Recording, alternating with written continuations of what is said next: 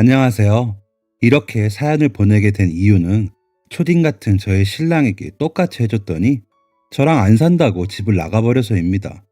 누가 겁나나요? 이혼하면 그만인데 이혼도 하려면 연락이 돼야 하는 거 아닌가요? 전화도 꺼놓고 연락이 안 되네요. 그래서 이런 사연 듣기 좋아하시는 저희 시어머니나 시누이가 들을까 걱정이 되기도 하지만 진짜 지긋지긋해요. 이제는 헤어져도 여한이 없을 것 같습니다. 저는 할 만큼 한 것 같은데 이렇게 잠수탄 이유를 모르겠습니다. 물론 이번엔 제가 세게 나간 것은 맞습니다. 그 부분은 미안하지만 그건 저도 보란 듯이 한 행동이었기에 진심은 아니었습니다. 분명 친구들이랑 술 마시고 있거나 PC방에서 게임이나 하고 있겠죠. 나간 지 사흘 정도 되었으니 슬슬 들어오긴 할까요? 매번 이런 식이거든요. 진짜 이제는 너무 지겹다 이제건 우리 이제 진짜 끝내자. 이렇게 외치면서 이혼 서류는 다 작성해 놓은 상태입니다. 저와 남편은 초등학교와 중학교 동창입니다. 저희가 사는 지역은 관광객이 많은 도시이다 보니 부모님 때부터 상업을 생업으로 삼으신 분들이 많으십니다. 저희 아빠와 엄마께서는 횟집을 운영하시고 시아버지와 시어머니는 길 건너에서 각종 해물류의 찜, 탕집을 운영하고 계십니다. 저희가 태어나기 전부터 부모님들끼리는 서로 호영호재 하시면서 가깝게 지내셨고 남편과는 어릴 적부터 자주 어울리던 골목 친구였습니다. 공부라도 잘해서 대학을 갔어야 했는데 그러지 못했습니다. 상고 졸업해서 취직도 해봤으나 일손이 바쁠 때 가게 일을 돕느라 진이 빠지더라고요. 그래서 그냥 엄마 아빠 가게 물려받기로 하고 함께 일을 했습니다. 지금도 마찬가지이고요. 남편도 저와 거의 비슷한 처지이다 보니 시부모님 가게에서 공고 졸업하고 군대 제대 후 지금까지 일하고 있고요. 그렇게 이 지역에서 나고 자라 다른 지역으로 가서 살 생각도 안 하고 살다 보니 만나는 친구들도 비슷하더라고요. 다른 친구들은 집이 다른 쪽이라 먼데 저와 남편은 가게 건물 제일 꼭대기가 집이었습니다. 그러다 보니 친구들 모임에서 자리가 파하면 자꾸 집에 같이 오고 그러다 정들어 버린 거죠. 그때로 돌아갈 수만 있다면 얼른 가서 정신 차리라고 할 겁니다. 그러지 못하는 게 정말 천추의 아닙니다. 물론 그때는 남편이 저에게 잘하는 척 했습니다. 저희 오빠랑도 친한 사이기에 저희 집에도 자주 놀러 왔고 저도 시누이랑 언니 동생 하며 잘 어울렸기에 스스럼이 없기도 했고요. 그 전까지는 그렇게 골목 친구 그 이상 그 이하도 아니었죠. 오빠는 남편을 참 좋아했습니다. 남편이 말 많고 웃긴 스타일인데 함께 있으면 지루하지가 않다면서 자주 어울렸죠. 저도 그저 나쁘지 않은 동네 중마고우 정도로 지냈습니다. 집도 가깝고 일도 비슷하게 끝나고 하다 보니 친구들 모임에 갈 때도 당연히 짝꿍처럼 가게 되었죠. 이상할 것도 하나 없었습니다. 정말 친척 사이처럼 지냈으니까요. 명절에만 만나는 친척들보다 더 가까이 지냈습니다. 그런데 친구들이 하나둘 연애라는 걸 하더군요. 살랑살랑 간지리는 느낌으로 배시시 웃는 얼굴이 보기 좋았습니다.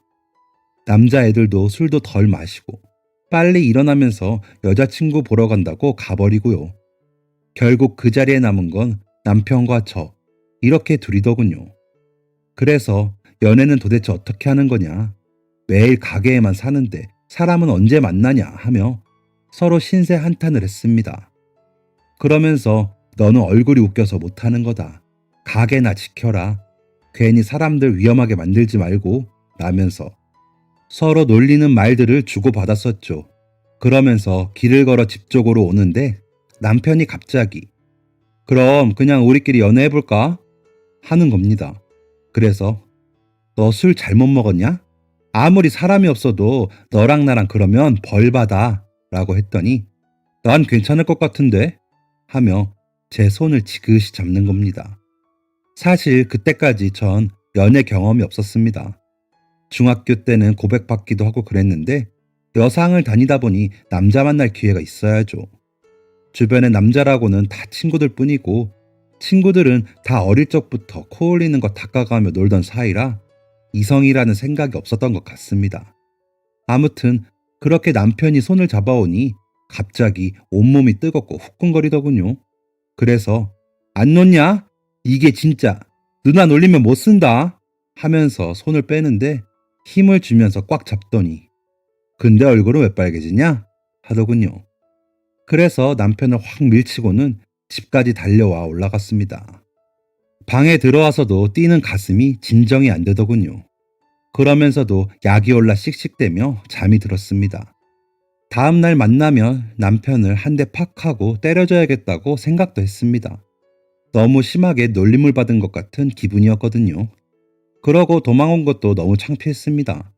다음날 아침 숙취로 힘들다는 핑계로 최대한 늦게 가게에 내려갔습니다. 혹시라도 남편을 마주치면 부끄러울 것 같아서요. 바쁠 때 내려가야 남편을 안 마주치고 하루 종일 지낼 수 있을 거라고 생각했습니다. 가게에 내려가 앞치마를 매는데 너 재건이랑 싸웠냐? 하며 엄마가 뭘 건네주는 겁니다. 그래서 뭔가 하고 봤더니 숙취 해소제가 있었습니다. 아침에 와서 대뜸 이것 좀 소히 주세요 하고 가더라. 어제 친구들 만나러 가서 싸웠어? 다 큰애들이 싸우고 그러냐? 라고 하시는 엄마에게 싸우긴 누가 싸워? 어제 많이 마셨어. 하며 숙취 해소제를 받아들어 벌컥벌컥 마셔버렸습니다. 저녁 장사 마무리하고 정리하고 있는데 남편이 빼꼼하고 가게를 들여다보더니 인사하며 들어오더군요. 돌아보지도 않고 주방으로 가버렸습니다. 그러는데도 가슴이 두근두근거리며 전날 잡던 남편의 소나기의 감촉이 떠올랐습니다. 주방 재료들 정리하고 있으려니 남편이 제 곁에 와서는 이따가 저기 호프집으로 좀 와. 얘기 좀 하자. 하더니 나가더군요. 대답도 안 하고 남편 얼굴도 제대로 못 봤는데 심장만 벌렁벌렁 하는 게 큰일 날 것 같더군요. 남편 혼자 일방적으로 약속 잡은 건데 굳이 내가 맞춰야 하나 싶다가도 괜히 안 나갔다가 집에라도 찾아오면 더 큰일이니까 그냥 나가야겠다 싶었습니다. 마음은 먹었는데 괜히 또 허둥지둥거리고 두근대는 거 들킬까 걱정에 걱정을 하다 보니 느릿느릿 겨우 마치고 호프집으로 향했습니다. 남편은 먼저 도착해 맥주랑 제가 좋아하는 골뱅이 무침까지 시켜 놓았더군요. 무심하게 앉으면서도 남편 얼굴도 못 봤습니다. 지금 생각해보니 참 촌스러웠지만 그때는 제 마음과 몸이 제 뜻대로 움직이지 않았습니다. 태어나서 남자다운 남자를 접해봤어야 밀당도 하고 조건 재보기도 하죠. 아주 그냥 일만 하느라 그냥 시간만 가서 사람이 좀 모자라게 되었나 봅니다. 그러고 있는 채가 다 보였겠죠, 남편한테는. 저랑 1, 2년 본 사이도 아니고 진짜 어릴 적 엉덩이까지 다 보고 자란 사이인데요. 진짜 이런 애 앞에서 긴장하고 있는 제가 너무 싫었지만 뛰는 가슴은 붙잡을 수가 없었습니다. 제가 눈도 못 마주치고 있자 헛기침을 하더니 내가 어제 너가 그렇게 뛰어가 버리고 생각을 좀 해봤는데 야, 우리 둘이 만나는 것도 나쁘지 않더라. 하기에 너 조용히 안 해? 다른 사람들 들으면 어떻게 해? 라며 제가 팔짝 뛰었죠. 그러자 남편은 깔깔 웃더니 그러니까 조용히 들어봐. 야, 너 다른 남자 만날 시간이 있냐? 난 여자 만날 시간이 먹고 죽을래도 없더라. 그렇다고 결혼도 안 하고 살 거야? 난 결혼하고 싶어. 그렇다고 아무나 선봐서 결혼한다고 잘 살아지겠냐? 그리고 가게도 물려받으려면 같이 장사할 줄 아는 게 좋지 않겠어? 그런 면에서 일단 우리는 좋은 짝이야. 게다가 내가 급한지 너가 예뻐 보이고 라더니 맥주를 벌컥벌컥 마시더군요. 그래서 결혼하자고? 그랬더니 아니 일단은 만나는 봐야지. 3개월만 만나보고 아니다 싶으면 각자 도생하고 괜찮다 싶으면 한번 진지하게 생각해보자 하더군요. 제가 좋다는 건지 같이 장사를 할 수 있는 조건이 좋다는 건지 알 수 없는 남편의 그 고백을 받고 저희는 교제를 시작했습니다. 뭐 별다를 게 있을까 싶었지만 남편이 또 다르게 보이긴 하더라고요. 친구들 모임에서도 남편이 다른 여자애 챙겨주면 화내고 싸우고 서로 술 많이 마시면 그게 또 신경이 쓰이고 말이죠. 전에는 아무렇지도 않았던 것들이 그렇게 신경 쓰이고 서로 챙기고 있더라고요. 그렇게 싸우고 나면 남편은 항상 그 다음날 찾아와 손이 발이 되게 빌면서 다시는 안 그런다고 하더라고요. 이런 게 정이고 이성 간의 감정이겠거니 하면서 화해하는 법도 배우고 울고 웃고 지질이 볶으며 3년을 만났습니다. 친구들은 저희가 3개월도 못 간다고 호언장담을 했었는데 3년을 사귀는 것을 보더니 결혼 안 하냐고 물었습니다. 하나 둘 또 청첩장을 들고 나와 돌리기 시작한 시기라 저희도 때 맞춰 가라는 얘기였지요. 그래서 야, 장사가 너무 바빠. 결혼하려면 양쪽 가게 다 쉬어야 하는데 그것도 고민거리다. 뭐 언젠간 하겠지. 하고 말았지만 내심 결혼하자는 얘기를 남편이 안 해서 서운하게 됐습니다. 벌써 양쪽 집에서는 사위, 며느리 얘기 나오고 있는데 모르는 척 하는 건지 말이 없더군요. 사귈 때야 동네 호프집에서 얼결에 고백받고 사귀었다지만 결혼은 드라마에서 나오는 여자들처럼 근사한 데 가서 예쁜 옷 입고 반지나 목걸이 같은 거 받으면서 프로포즈 받고 싶었습니다. 그래서 그날따라 투덜투덜거리며 집으로 걸어가고 있는데 오늘 왜 이렇게 날카로워? 하는 겁니다. 그래서 아무것도 아니야 라며 가고 있는데 너도 청첩장 찍고 싶어서 그러냐? 라고 말하더군요. 너 거기서 한마디만 더 해라. 진짜 다신 안 본다. 하고 씩씩거리며 먼저 와버렸습니다. 남편이 뒤에서 부르는 소리가 들렸지만 무시하고 와버렸죠. 그리고 한 이틀은 서로 오가지도 않고 조용했습니다. 매번 다음날 바로 찾아오던 애가 안 오니 이상하더라고요. 그래서 남편도 화가 났나 싶었죠. 그래도 끝까지 아무렇지 않은 척 했습니다. 그런데 아침에 먼저 일어난 오빠가 야, 일어나서 밖에 좀 내다봐라 하면서 킥킥거리고 웃더군요. 무슨 일인가 싶어 내다보니 건너편 남편네 집 건물 전체를 덮은 현수막에 나랑 살자, 대박수산 딸 김소희, 우리 결혼하자, 하나찜탕 아들 이재건 이렇게 써있더군요. 사진은 어디서 났는지 저 어릴 적 사진과 남편 어릴 적 사진이 있고요. 제가 아무 말도 못하고 4층 건물 전체에 걸린 그 현수막을 보고 있으니 엄마 아빠도 구경 나오시더군요. 아빠께서는 헛기침을 하시고 엄마는 웃다가 우셨습니다. 아유, 기저귀 차고 앙금앙금 기어다니던 쬐깐한 것들이 결혼해? 라며 눈물을 닦으시더군요. 저는 그런 감상 따위 없었습니다. 그저 이놈의 자식을 살려두지 않겠다는 의지가 타올랐죠. 그래서 호다닥 옷을 챙겨 입고 나가는데 우리 집 앞에 남편이 꽃다발을 들고 서 있는 겁니다. 다짜고짜 꽃다발을 제게 안기더니 저희 엄마 아빠 앞으로가 엎드려 절을 하고는 소희랑 결혼하고 싶습니다. 허락해 주십시오. 하더라고요. 저희가 교제하는 것을 처음 알게 되셨을 때부터 한마디 없으셨던 아빠는 제가 절에 봬도 엄청 야물딱져서 선복해달라는 사람이 많아. 그런데 내가 너희 만난다 할 때도 너희 아버지 봐서 아무 말도 안 했어. 그랬더니 저렇게 동네에 걸어버리면 결혼해야지 어떻게 하겠냐? 날 좋을 때 맞춰보자. 대신 얘 눈에 눈물 나게 하면 내가 너 가만히 안 둘 거야. 내 성질 알지? 하시더군요. 그때는 무슨 자신감인지 남편은 무조건 잘하면서 살겠습니다. 하더군요. 엄마는 그래 고맙다 하시고 오빠는 너 진짜 어쩌려고 그래. 쟤 고기 잡는 거 못 봤냐? 너를 해칠 수도 있어. 라면서 웃더군요. 이미 그 자리에 저의 의견이나 존재감은 필요가 없었습니다. 엄마의 성화에 옷 곱게 입고 화장까지 하고 바로 길 건너 시부모님도 그날 바로 뵈러 갔죠. 들어서니 아이고 딴사람 같네. 예쁘다. 이제 우리 집사람이라 그런지 더 예쁘네. 하시며 시어머님이 맞아주셨습니다. 시아버지는 넌 이제 우리 집에 시집 안 오면 큰일이다. 이렇게 술을 써놓아서 갈 데도 없다. 그렇지? 라며 웃으셨습니다. 그렇게 시작된 결혼 준비는 순식간에 끝나서 스드메, 촬영 다 예식장 패키지로 해버리고 신혼여행은 태국 푸켓으로 신혼여행 패키지로 다녀왔습니다. 이것저것 따지고 알아보기에는 너무 바빴고 정신없더라고요. 신혼집은 가게에서 걸어다닐 수 있는 마당 있는 구옥을 개조해서 들어왔습니다. 집에 시간과 신경을 제일 많이 쓰고 발품도 오래 팔았던 것 같습니다. 소파, 침대, 주방 가구, 그릇 냄비까지 어릴 적부터 그려오던 대로 하고 싶었거든요. 마당에는 넓지 않은 평상도 놓고 담벼락 둘레로 화단도 만들고요. 화단엔 자두나무와 앵두나무도 심고 장미꽃, 찔레꽃도 심었습니다. 고추 모종 몇 그루랑 호박, 가지, 토마토도 심고요.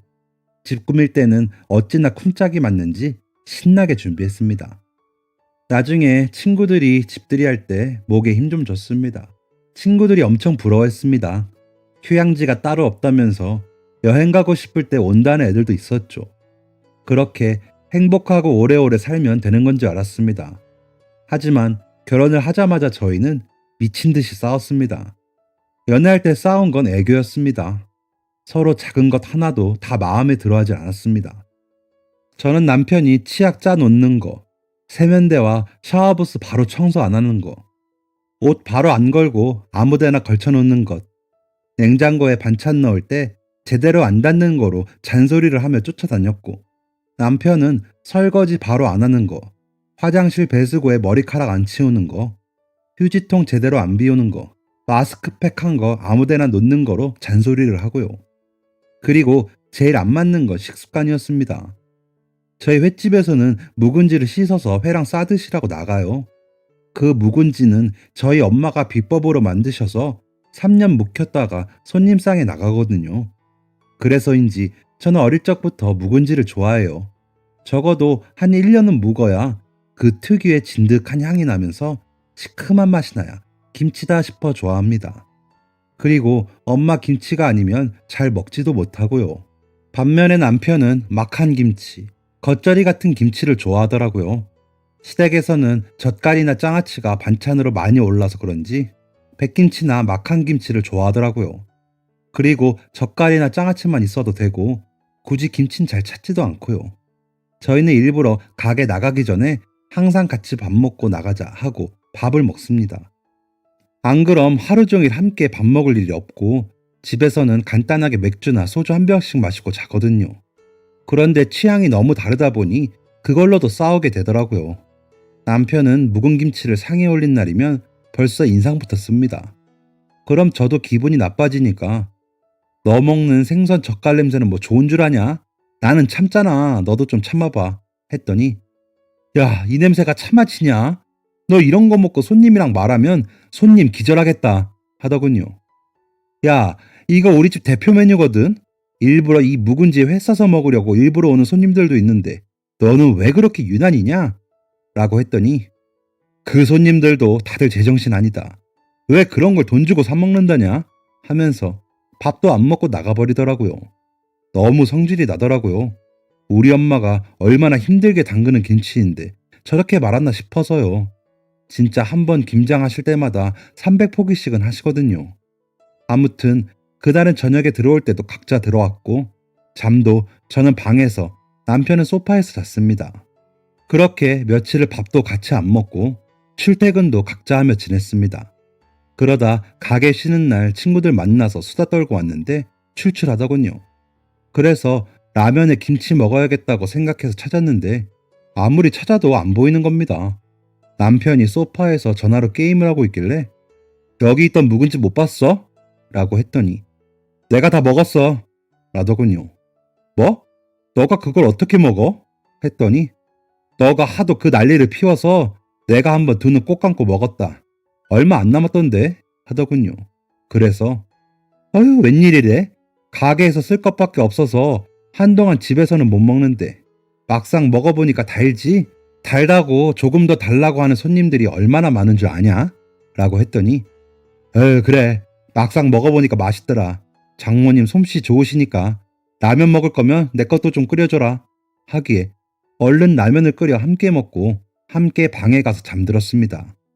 그때까지만 해도 설마 남편이 그렇게까지 멍청한 놈인지 몰랐습니다. 그 다음 주가 되어 또 쉬는 날이 되어서는 화단 정리를 좀 하려고 잡초도 뽑고 텃밭에 흙도 고르고 있는데 자꾸 어디선가 썩은 내가 나고 벌레도 너무 많은 겁니다. 그래서 흙에 무슨 이상이 있거나 채소들 뿌리가 썩었나 싶어 파보니 김치가 나오더군요.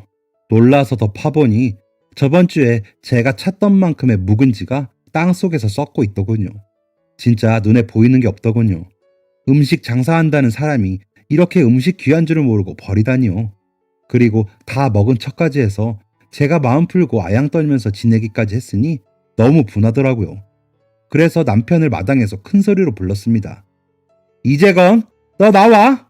하고 소리치니 남편도 직감을 한 건지 머뭇거리며 나오더군요. 흙에서 파낸 김치를 남편에게 던져버렸습니다. 이게 너 뱃속이냐? 이제 하다 거짓말까지 해? 너 음식 장사하는 사람 맞아? 우리 엄마가 얼마나 애써서 만든 건데 버려? 그것도 화단에다가? 벌레 꼬이고 냄새 날 거는 생각도 안 했어? 라며 악다구니를 썼더니 야, 그럼 어떡하냐?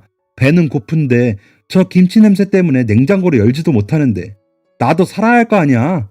그렇다고 그걸 파내서 나한테 던져? 너 미쳤냐? 어우, 냄새! 하면서 제 몸을 터는 남편을 보자니 갑자기 하늘이 노래지면서 땅이 솟아나더군요. 정신을 차려보니 하얀 천장이 보였고 남편과 엄마, 아빠, 시부모님이 계시더군요. 제가 깨어난 걸 알아채신 엄마가 우시면서 아유, 이 둔탱아, 임신한 것도 몰랐어? 몸이 좀 이상하면 확인을 좀 해보지 하면서 우시더군요. 시어머니도 눈물이 그렁그렁 하시더니 소희야, 미안하다. 내가 대신 사과할게. 내가 아들내미를 너무 잘못 키웠어. 라고 하시기에 어떻게 된 거예요? 하고 물었더니 시아버지가 애가 들어섰었는데 쓰러지면서 하혈을 너무 많이 해서 먼저 갔다. 아직 젊으니까 괜찮을 거래. 몸 잘 추스르고 라고 하시는 겁니다. 요즘 들어 유난히 잠이 많아지긴 했지만 특별히 달라진 점은 몰랐고 원래도 생리날짜가 들쑥날쑥이어서 그러려니 했기에 임신이 되었을 거라고는 상상도 못했습니다. 남편과는 막연히 생기면 낳고 안 생기면 말자고 이야기했던 터라 조바심이나 기다림 같은 것도 없었기에 감흥도 없었고요. 그런데 막상 아이가 잘못됐다라고 하니 눈물만 나더군요. 남편은 김치를 뒤집어 쓴 그 모습 그대로 구석에서 울고 있더군요. 본인이 한 짓은 알고 있는지 고개도 못 들고 있는 모습이 눈물에 흐리게 보이는데 너무 서럽더라고요. 그런데 또 양가 부모님 앞에서 싸울 수도 없는 일이라 울고만 있었습니다. 그러다 엄마한테 엄마, 나 집으로 갈래. 퇴원해도 되는지 물어봐줘요. 했더니 엄마가 나가서 물어보시고 오셔서 이거 수액 다 맞고 가도 된대. 집에 가서도 하혈 너무 많이 하면 다시 오래. 라고 하시더군요. 제가 입었던 옷은 온통 피범벅이라 제 옷 가지러 다녀오신다고 하면서 남편을 데리고 나가시더군요. 시어머니는 쫓아나가시고요.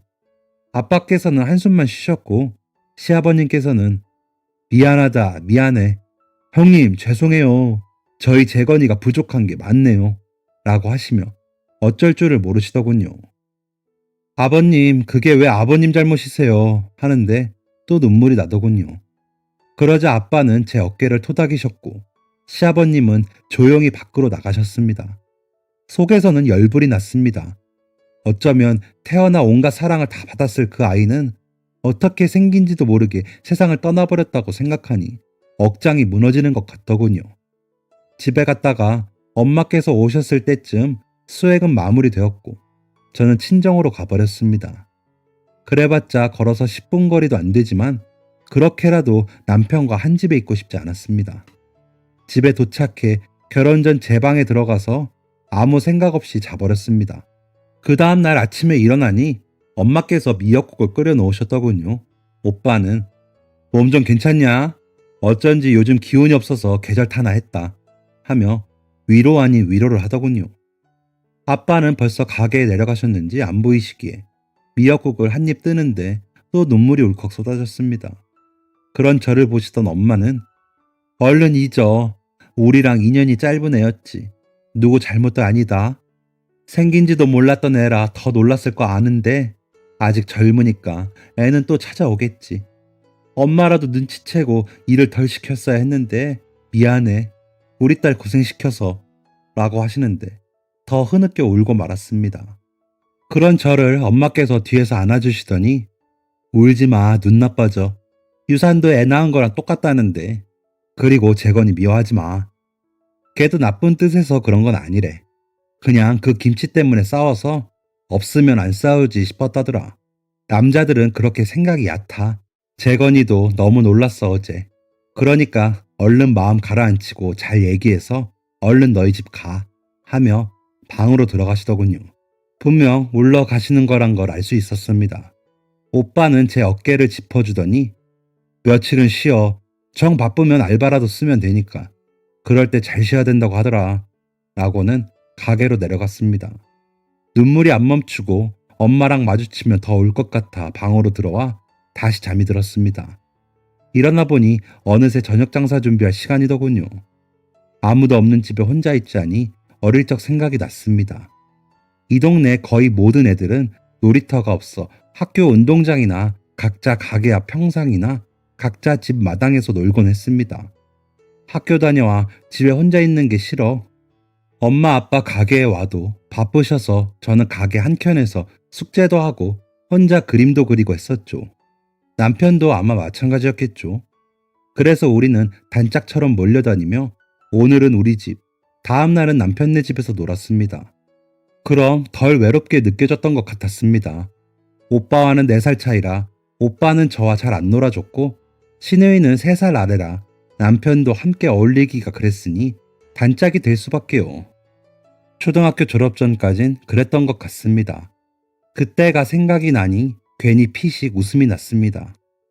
각자 가게 건물에 집 지으실 때까지 어두운 골목이 무서워 서로 데려다 달라며 징징대던 때가 그리워 신혼집도 일부러 구옥으로 정한 것이었거든요. 그래놓고 그 안에서 매번 싸우기만 했던 우리가 한심하기도 하고 창피하게 됐습니다. 그렇게 멍하니 있다 소파에서 다시 잠이 들었었나 봅니다. 깨어보니 온통 깜깜한 집에 저 혼자 있더군요. 그러다 갑자기 화가 확 올라왔습니다. 남편이 그 김치만 그렇게 버리지만 않았어도 제가 그렇게 화를 내지도 않았을 거고 그럼 우리 아기는 어쩌면 빛을 보지 않았을까 하는 생각이 든 겁니다. 속에서 열불이 나듯이 뜨거웠습니다. 꼭 참았지만 막 크게 소리를 지르며 남편을 마구잡이로 때리고 싶었습니다. 그러다가 아이가 찾아온 줄 모르고 일만 해댄 제 자신이 밉고 싫었습니다. 그러면서 또 눈물이 나서 훌쩍훌쩍 울어버렸습니다. 가게 정리할 시간이라 얼른 방으로 들어갔습니다. 그리고는 자는 척을 하다가 몰래 울면서 잠이 들었습니다. 그렇게 감정의 기복이 오르락 내리기를 한 4일 정도 하고 있으면서 가게도 안 나갔습니다. 점심 장사 끝낼 때쯤이구나 하면서 누워있는데 벨이 울려 나가보니 신우이가 왔더군요. 언니 보러 짐작에 오고 싶었는데 아무도 못 오게 해서 이제 왔어 하면서 제가 좋아하는 빵을 사왔더군요. 그래서 잘 먹을게. 나 좋아하는 빵 안 잊어버리고 있었네. 시내까지 갔다 왔어? 장사는 어쩌고 라며 웃었더니 절 꼭 안으면서 그 인간 안 될 놈 사고 크게 칠 줄 알았어. 언니, 우린 다 언니 편이야. 엄마랑 아빠랑 오빠 편 아무도 없어. 그러니까 힘내요 하더군요. 아니 무슨 시댁 식구들이 다 며느리 편이야. 아들 편 들어야지 라고 웃자 언니 편들 사람을 편들어야지. 그 인간 편을 어떻게 들어 하면서 제 손을 잡더군요. 그래서 재건이도 일부러 그런 건 아니겠지. 시기가 안 맞아도 너무 안 맞았지. 재건이가 뭐 알고 그랬나. 그래도 원망은 되지. 하루 종일 마음이 들쑥날쑥이야. 분했다가 억울했다가 슬펐다가 나도 내 마음을 모르겠어 라고 하는데 눈물이 또 나더군요. 그런 제 눈물을 닦아주더니 언니 평생 살면서 복수해요. 이재건 이 인간은 평생 언니한테 찍소리도 못하고 살아야 해. 아주 매일 들드볶아요 하는 신우이의 말에 그럴까 하면서 눈물이 났습니다. 다음 가게가 쉬는 날 아침 일찍 신혼집으로 갔습니다. 그동안 술을 얼마나 먹은 건지 온 집안이 술병이더군요. 시어머님께서 치워주신 건지 화단과 마당의 김치 자국도 냄새도 안 났고요. 소파에 쪼그리고 자고 있던 남편은 절 보더니 깜짝 놀라 일어나더군요. 그러더니 무릎을 꿇고는 내가 잘못했어. 내가 나쁜 놈이야. 아기랑 너한테 내가 너무 잘못했다. 내가 앞으로 너 묵은지 먹는 거 다시는 뭐라고 안 할게 하면서 우는데 저도 눈물이 또 났습니다. 그렇게 한참을 둘이 엉엉 울었습니다. 아이를 잃은 부모의 마음이 이럴 수 있겠나 싶고 너무 속상했습니다. 무릎을 꿇고는 목 놓아 울고 있는 남편을 보니 더 실감나는 것 같아 가슴 한복판이 턱하니 막히는 느낌이었습니다. 그렇게 울고 나서 저희 부부는 앞으로 어떻게 해야 할지 서로에 대해 더 구체적인 대화를 나누었습니다. 집으로 돌아가려는데 엄마가 부부가 같이 잘못하니까 싸우는 거야. 그렇게 싸우다 보니 심술이 늘고 그러다 보니 상처를 더 주게 되는 거야. 다른 사람이 힘들다고 하면 배려하고 하지 말아야지 왜 강요해. 그러니까 싸우지. 집에 가서 서로 속에서 싫었던 거 다 이야기하고 다시는 서로 하지 마. 안 되겠으면 노력이라도 해야지. 그래야 부부지. 라고 하셨거든요. 그래서 그렇게 해보기로 마음먹고 서로 조심해야 할 일, 진짜 참기 어려운 일 등을 이야기하고 규칙으로 정하기로 했습니다. 다 정하고 종이에 적고 나니 A4 용지로 10장이 나오더군요. 우리 부부만의 규칙을 그렇게 정해놓고 4개월에 한 번씩 다시 조정하기로 했습니다. 집문서 두는 곳에 아주 잘 보관하고는 우리의 관계를 개선하기 위해 노력을 했습니다. 그런데 가끔 한 번씩 마음속에서 울컥 올라오는 게 있더군요. 그러던 중에 너무 감사하게도 시어머님이 보약을 지어서 보내주셨어요. 몸보신하고 기력 돋우는 약이라면서 다음엔 아이 건강하게 만나게 하는 약이라면서요. 너무 감사했습니다. 그래서 약을 정리해서 냉장고에 넣고 있는데 남편이 싱글벙글 하더니 우리 엄마는 이렇게 냄새 안 나고 몸에 좋은 거 주시잖아. 잘 먹고 몸 좋아지세요. 라면서 돌아서더군요. 순간 제 머릿속에서 툭하니 어떤 실가락이 끊어지는 소리가 났습니다. 그래서 얼른 하나를 따서 마시고는 어우 이거 써서 못 먹겠다. 너가 먹을래? 라고 했더니 몸에 좋은 거니까 먹어. 애 들어서게 하는 한약을 내가 어떻게 먹어? 하더군요. 아우 그럼 어쩌지? 이거 다 버려야겠네. 하며 가위로 한약팩을 잡고 잘라서 버리기 시작했습니다. 그 장면을 보고 놀란 남편이 달려와 제 손을 잡으며 이게 뭐 하는 짓이야? 우리 엄마가 귀한 거라고 했어. 너 제정신이야? 라고 하기에 이게 아무리 귀해도 우리 엄마가 직접 한 김치보다는 못해. 그런데 뭐? 냄새? 넌 아직도 정신 못 차렸어. 왜? 너희 엄마가 보낸 보약 버려지는 거 보니까 속상해? 라고 했더니 한숨을 쉬며 내가 생각 없이 말한 건 맞는데 꼭 이렇게까지 해야 해? 넌 나랑 계속 살고 싶은 거 맞아? 내가 잘못했어도 이건 아니지. 하더니 부르르 떨면서 우리 생각할 시간 좀 갖자. 라면서 그 길로 나가버리고는 지금까지 안 들어오고 연락도 안 되는 겁니다. 가게에는 나가고 있는 것 같은데 약 효과 좀 보냐고 시누이가 묻는 걸 보면 시댁에서 지내는 건 아닌 것 같고 답답한 마음에 이렇게 사연을 보내봅니다. 여러분들께서 보실 때도 저희 부부는 가망이 없나요? 물론 제가 잘했다고 하는 것은 아닙니다. 저도 보약 아까웠고 시어머니께 죄송했죠. 그런데 그 순간 너무 욱해서 그렇게 극단적인 짓까지 해버린 거죠. 그건 정말 제가 잘못했습니다. 알고 있습니다. 하지만 그만큼 제가 상처받은 건 왜 몰라줄까요? 이렇게 사는 건 아니라는 생각에 이혼 서류는 작성해 두었습니다. 남편이 와서 도장만 찍으면 됩니다. 저희 하나 때문에 양쪽 집안 관계가 좀 안 좋아지긴 하겠지만 어쨌거나 지가 뭘 잘했다고 나가서 연락도 안 되고 이러고 있나요? 제 마음속에 우라가 가실 때까지 잘못했다고 해야지 어딜 나가서 안 들어옵니까? 이제야 제 기분이 이해된다고 정말 미안했다고 했었어야죠. 아무리 그래도 제가 입은 상처보다 더 아플까요? 진짜 우라통이 터집니다. 속 터지는 긴 이야기 들어주셔서 감사합니다. 남편, 혹시 들으면 연락 좀 해. 만나서 이야기 좀 하자. 난 생각 다 끝났어. 지금까지 사연 들어주셔서 감사합니다. 사연이 재밌으셨다면 구독과 좋아요를 눌러주세요. 감사합니다. 안녕히 계세요.